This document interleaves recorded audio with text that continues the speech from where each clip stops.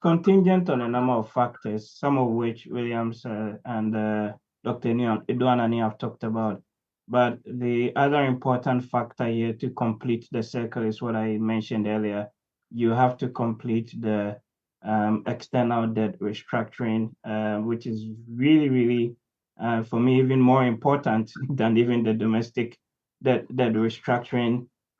We've also got to keep tabs on like spending cut and all of that. I think in 2024 we probably would, on the basis of the data I've seen, we're gonna be fine.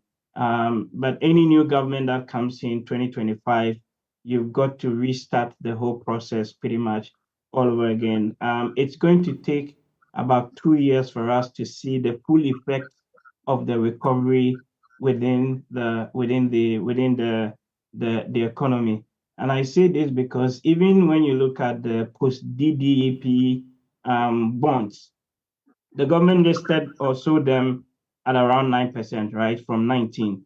If you look at the interest rates now on the secondary market for all the new bonds that were sold, they are now hovering around 19%. Yeah.